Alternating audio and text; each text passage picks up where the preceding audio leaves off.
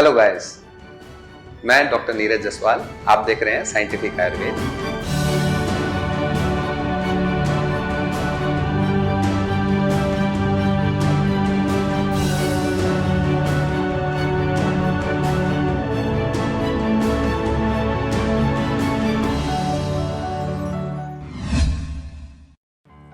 Hello guys,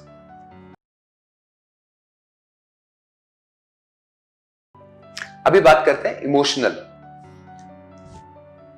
stress. देखिए, एक बात और समझिए, अगर हम अपने पुराणों में भी देखें या हमारे जो रीति रिवाज चले आ रहे हैं उसमें भी हम देखें तो आप पाएंगे कि जब भी किसी की डेथ हो जाती है, कुछ भी इस तरह का होता है, तो हम लोगों को उपवास करना होता है। उसका रीजन क्या होता है? उसका रीजन ये होता है कि देखिए, कोई भी इमोशन है वो आपके बॉडी को सीधा प्रभावित करते हैं। एग्जाम्पल देता हूं, अगर आपको बहुत तेज गुस्सा आ रहा है तो आपका मुंह सूखना शुरू हो जाएगा। क्यों होगा? क्योंकि आपकी स्लाइवरी ग्लैंड्स जो हैं वो काम करना कम कर देंगी, तो स्लाइवा कम स्क्रीट होगा, तो आपका मुंह सूखने लगेगा। उसी तरह से अगर आपको बहुत ज्यादा दुख होता है तो क्या होगा? आंसू बहने लगेंगे। आंसू कैसे बहेंगे? वो लैक्रिमल ग्लैंड है, उसकी प्रोडक्शन बढ़ जाएगी। एक तरफ प्रोडक्शन कम हो रही है, एक तरफ प्रोडक्शन बढ़ रही है, बैलेंस में नहीं है वो चीज। तो जब भी आप स्ट्रेस में होते हो तो आपका जो डाइजेस्टिव सिस्टम है, उसके जो एंजाइम्स हैं वो भी स्क्रीट होना कम हो जाते हैं, और उस पे आप खाना खा लोगे तो वो अच्छे से मिक्स नहीं हो पाएगा, और उसके बाद वो आपका अच्छे से डाइजेस्ट नहीं हो पाएगा। तो कभी भी, इसीलिए कहते हैं, कभी भी अगर आप में इमोशनल डिस्टर्बेंसेस चल रहे हैं तो आपकी जो अग्नि है वो स्लो हो जाती है, तो कम खाना चाहिए। हम उल्टा करते हैं, हम ज्यादा खाते हैं जब भी इमोशनल डिस्टर्बेंस होते हैं, डिस्टर्ब्ड होते हैं। उसका रीजन भी मैं आपको बताऊंगा कि ऐसा क्यों होता है। अभी ये समझ लेते हैं, वो पचता नहीं है, भूख जरूर ज्यादा लगती है, वो हम बाद में कभी एक्सप्लेन करेंगे।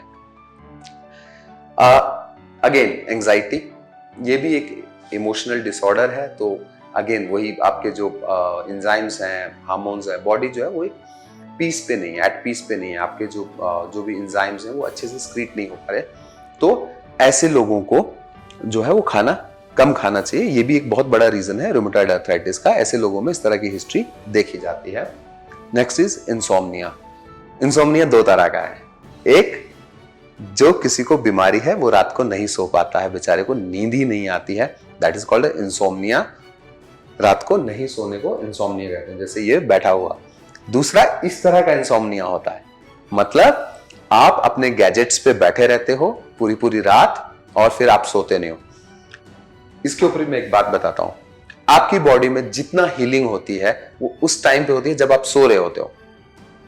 जब आप जाग रहे होते हो तो आपकी बॉडी जो है वो वेयर एंड टेयर हो रहा होता है उसमें, लेकिन जब आप सो जाते हो तो जो भी आपका जो न्यूट्रिशन है उस टाइम पे, वो आपका पूरा बॉडी जो है उस टाइम पे जाके आपके शरीर को रिपेयर करना शुरू करता है, और उसका अगर एक टाइम रहेगा तो बॉडी ऑटोमेटिकली उस रिदम में काम करेगी।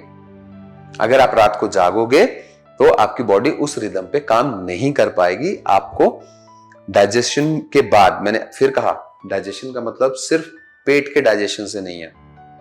अगर आपका खाना डाइजेस्ट भी हो गया, आप बोलोगे कि मैं तो 1 बजे तक जग रहा था, 9 बजे खाना खा लिया तो मेरा डाइजेस्ट हो गया था, लेकिन वो कहां पे? आपके लिवर के लेवल पे या टिश्यू लेवल पे डाइजेस्ट नहीं हो पाएगा।